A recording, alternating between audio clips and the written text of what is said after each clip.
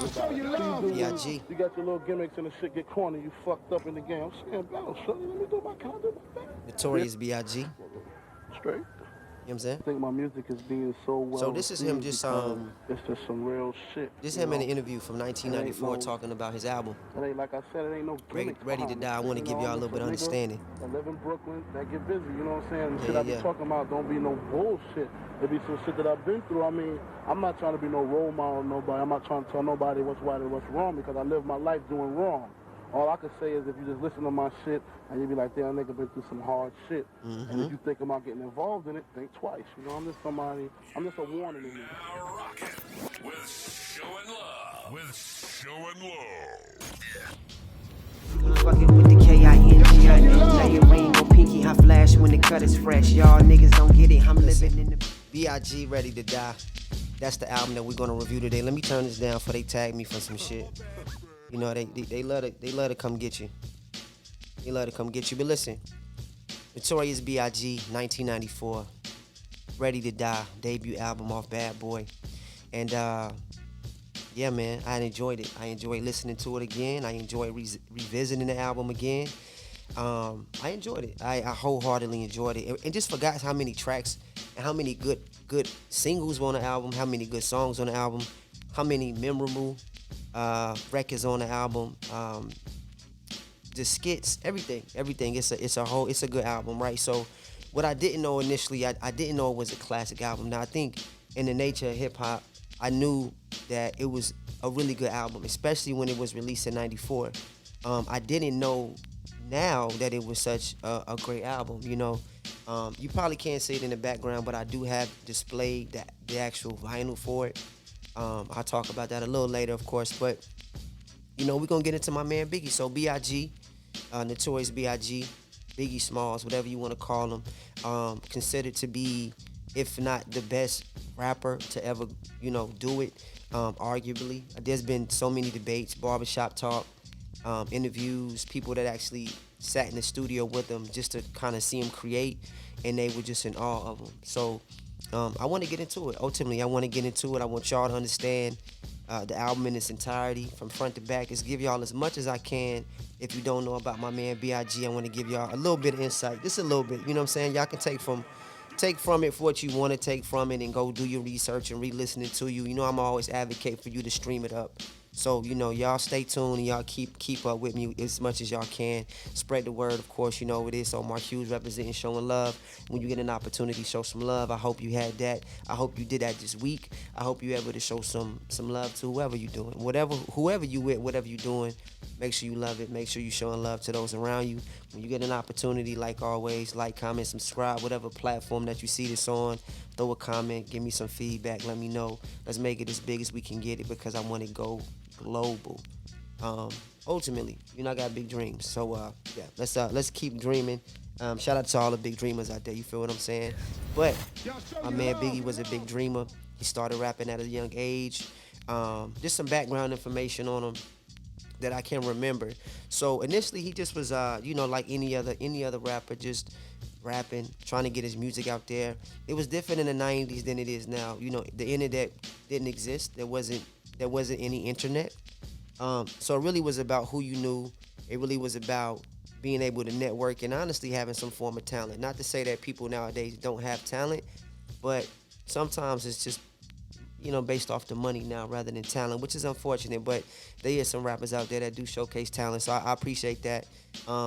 And no disrespect to anybody else. I'm just saying it's different times from now to then. So that's ultimately what it's about. But listen, my man Biggie, he was rapping. I think he ended up shopping his demo to Mr. C, who was a DJ at the time, who then he liked what he heard. You know, he liked the flows, and it was different, and he was a bigger guy, so it was like, man, this is a big dude, you know, going crazy. So ultimately he ended up shopping that song to an individual named Matty C that worked for The Source in the Unsigned Hype column, that got him a placement in Unsigned Hype. Great article. You can actually go Google it, and you can Google it. Just type in Biggie Unsigned Hype. Yeah, type in Biggie Unsigned Hype, and you'll be able to see the article that was written up. After that, I guess Puffy, you know, got a hold of it, and he ultimately wanted to just talk to him and maybe, sit down with him and sign him. So if you ever seen the movie, the Notorious B.I.G. movie, a lot of this is in that movie. I'm just giving you a recital of what I've been able to remember and research.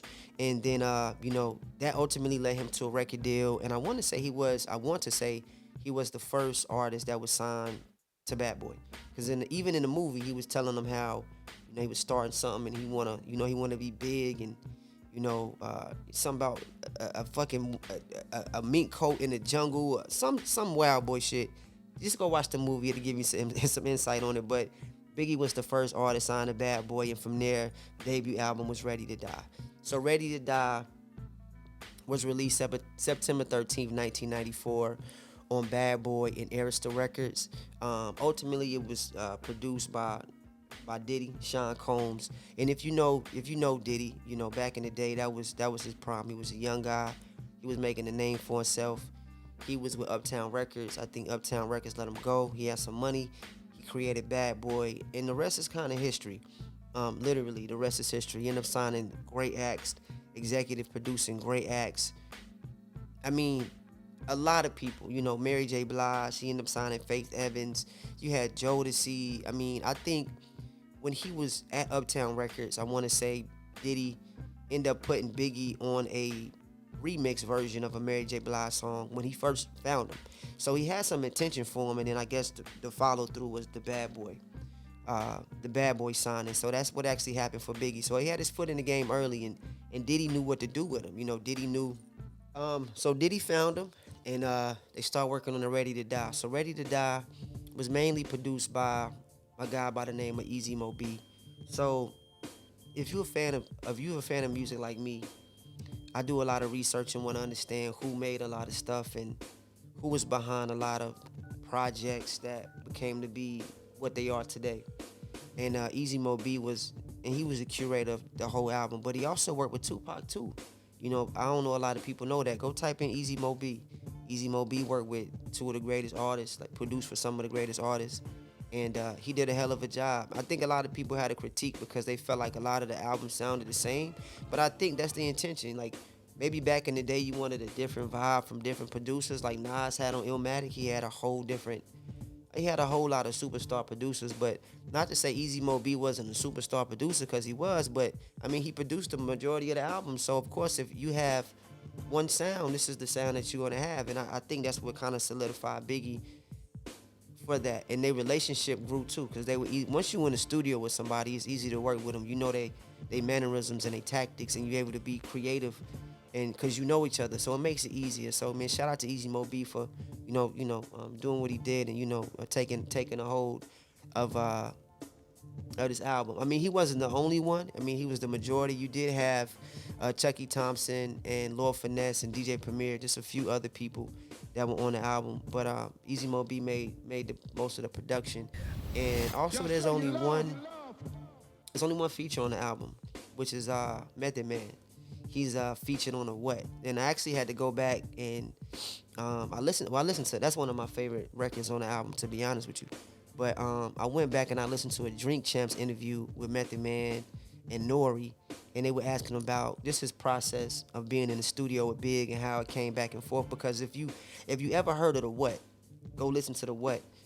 It's him and Biggie going back and forth. So they just really going bar for bar, going back and forth. And it's fucking incredible, man. You got these two young guys just giving it they all, being useful, not giving two fucks, and just giving a great example of how to make a record. So shout out to Drink Champs, shout out to Method Man, shout out to Biggie for putting that on the album, and Method Man being the only feature on the album. So that's love, man. Show some love to Method Man's the only feature on the album. The album actually has 17 records. A lot of them I think it had 3 singles. Those singles were, let me double check. You had Juicy. So, you know about Juicy. Juicy's a big one. If you go watch Making a Band, I think Diddy had them walk. That's when they had to walk to Brooklyn for the cheesecake and recite that song and come back and showcase they wanted to be on the label. And, I think Sarah, who was the singer of the band, didn't know the words. So that kind of gives you understanding of how big that song was for Diddy and Bad Boy. So you had Juicy, you had Big Papa, and then you had One More Chance. And all three of those went to gold. They all sold over a million records. They did. They all went platinum. And One More Chance, which I didn't know, is that One More Chance has two versions of it. So you have the version on the album, which sounds like a youthful Biggie, and then you have the one that we all know and love. The One More Chance Biggie. That's the one we all know and love. And I remember listening to that. You know, it's crazy. I remember listening to that. I was with my mom, and we was in somebody Mustang 5.0, and they were playing this song, and I remember that vividly to this day. I had to be a young guy. I had to be 7, 8 years old. And to this day, it's still a great song. I feel like if you put it on, people know it. People will jam to it. It's very melodic. It's enjoyable. It gives you exactly what you need for the vibe that you're trying to curate. And I'm gonna tell you what really makes the song for One More Chance for me are the vocals by Faith Evans and Mary J. So they on a hook. And of course, like I stated before, you know, Diddy was able to do work with them, so I'm pretty sure him extending the hand made it easy for them to get on the song to make it even bigger. And that song was actually nominated for a Grammy. I didn't even know that Big had got nominated for a Grammy because he only put out 2 albums, one in '94 and one in '97. And I didn't know he had a Grammy nomination. So he was in there with like Tupac, Julio. I forgot who ended up winning it. I forgot who ended up winning it. I wouldn't have looked it up, but I should have made a notation, which is unfortunate. But it got nominated for a Grammy, which is love. So shout out to my man Biggie for that. We're gonna show some love to my man Biggie for that Grammy nomination. My favorites is One More Chance, of course, is because it's Grammy nominated. It fits my personality because it's just more laid back, more chill. So that's a personal favorite of mine. Machine Gun Funk, that's a crazy one. Everyday Struggle, Give Me the Loot, and Me and My Bitch. Excuse my language, but that's the name of the record. So, Me and My Bitch is crazy. Listen, the first like 3-4 bars, he say the most wildest shit in the world, and I think it catches you off guard. I understand where he was coming from. I understand that what he was saying. If you go listen to Me and My Bitch, just go listen to it, and as soon as he starts rapping, you gonna be like, what? But he's just saying he'll do, this is how much he like you.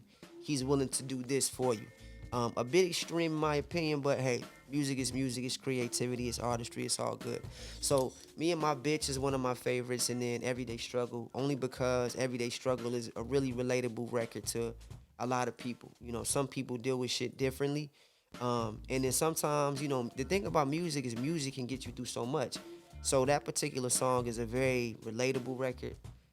In the sense of it's just kind of telling you what he's going through in his everyday struggle, kind of telling you exactly how he deals with it, and he puts it out there for you. And it's for everybody. Let's just say you having a bad day, go listen to it. Like for real, go listen to it. And just put it on. And I love the beat and the instrumentation and the production on it too. So shout out to Everyday Struggle for that. Machine Gun Funk, I just like it. It's a very upbeat type of record. Put it on, let it ride, and let it go. So those are my personal favorites. Like I told you, I really don't have too many skips on this joint. Like I naturally think you can just put it on and ride. It's a classic album for a reason, right? It's a top 500 album for a reason. It's rated 22nd it's rated 22nd out of the top 500 albums ever put out. Like that's a big accolade, and especially for a rap record. When you think about the genre of rap, it's not that old. It's just not that old. Rap is a relatively new sport, and when you think about the history of music, like, you know, rock and roll goes back to the, you know, further back. Jazz go back to the 20s and the 30s.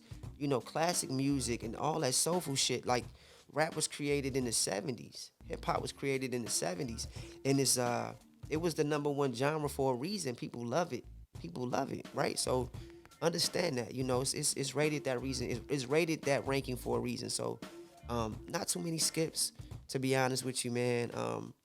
I love everything about it, and I can agree that it's a classic album. Y'all tell me how y'all feel about it. Y'all go and y'all go listen to it. Y'all tell me some of y'all favorites off the album. Y'all tell me some of y'all dislikes, and maybe we can be agree to disagree. I don't know. I mean, I'm just trying to give an honest opinion. I mean, I love everything. I told y'all my favorites. Y'all tell me some of y'all favorites if y'all got some, man. Shout out to my man Biggie, Ready to Die. You feel what I'm saying? So that's what it is, man. It's a great album. It's definitely a great album. 2020, in 2020, it was ranked, like I stated, the 22nd best album by Rolling Stone out of 500 albums of all time. The 22nd, right? And it was ranked first on their list of rap albums. So it's the number one album by Rolling Stone ever. And that's out of 200 rap albums. So, I mean, it's a great one, right? And then the Source magazine, which used to be big back in the day, it used to be huge. That was the place to go for music. Initially, they didn't give it a 5 mic stamp. They had went back in 2002 and re-rated it and gave it a 5 mics. Now, if you know about the Source, you may be young, you may be a little older, you may be a little seasoned, you may be a well-timed vet when it comes to music. Back in the day, in the Source magazine, if they were to give you a 5 mic rating, that's the ultimate pat on the back. That's the ultimate, like, putting your album on a pedestal and saying you got it. We agree. And like I stated, you got to revisit these things. So shout out to the Source for revisiting that 5 mic. I agree. 5 mics for sure. You know what I'm saying? You got Big Papa, you got One More Chance. It don't sound like nothing at the time. It do, but it don't. And it's such a revolutionary album in regards to really how Biggie flows. And then what makes him even greater is that people found out he doesn't write. Once they found out he didn't write, it even makes it even better. Kind of like Jay-Z. Like, people found out you're producing these many records at this high quality of volume and you're not writing them. It's incredible. It's a talent in itself. You have to love it for that reason alone. And you gotta sit back and think like, damn, how? Because it's very hard. It's very hard to make a song, for one. And it's very hard to make a song not writing it down and to memorize it's really from a place of feeling. But damn, it had to have a great feeling to make all those records, man. So shout out to my man Biggie, man. Show some love to my man Biggie. Show some love to showing love. Show some love to music in general. So the big thing was that I think Nas had released his album before Biggie, or they released it in the same year. They released it in '94. But Nas has a similar album cover. So Nas has an album cover where he's a kid and he sits there behind the projects of Queensbridge, and that's his album cover. Now you have similarities. You have one artist from Queens and you have another one from Brooklyn. And you have Biggie that's, has the same silhouette of a child sitting on the floor, a small child himself. But there's a song that Nas had put out on his Godson album saying that they felt like Biggie bit the album cover. So go back when you get an opportunity. I forgot the name of the song that Nas put out, but it's on Godson. And they were talking about how he felt like Biggie bit his album cover, and Wu-Tang was talking about, Puffy was biting and all these other things. So, hey, that's just a story I found. I thought it was a pretty intriguing story, just told through lyrics, which is the biggest thing in music. It's a lot of revelation. It's a lot of detail in it when you get when you listening to it and you can put things together and you kind of become a critic and a fan and a journeyman with them, which is crazy. So shout out to the backstory on that. But it is a simple silhouette. It is a really great album cover. If you got a chance, if you're big into the vinyl, go pick this up at your local vinyl store. If you in Charlotte like I am, go and go find this and put it in the collection. Even if you don't got a record player, get it just to put in the crib, just to let people know how you feeling. And if it's something else you like, you too, let me know, man. I'm need to pick up some new stuff too. I'm ready for some new stuff too. But Ready to Die, B.I.G, Simple Silhouette, love it, gotta love it. I want y'all to love it, and I want y'all to show some love to it. So classic album, opinionated, 17 tracks, no skips. Y'all tell me y'all favorites. Y'all tell me if y'all feel like it's a classic. Y'all tell me if y'all even like Biggie. Even better, right? I guess the ultimate discussion or debate. sometimes is who do y'all think is better, Tupac or Biggie? Right? Throw it below. Let me know who y'all think is better. I'll give y'all my opinion. Y'all beg to differ, but I say Tupac was a superstar. He definitely was a superstar in his own right. If you're talking about just strictly rapping, I gotta give it to Biggie. I feel like Biggie was a better rapper. I feel like Tupac was a better entertainer because Tupac was in movies, he was in Juice, he was in Poetic Justice, Above the Rim.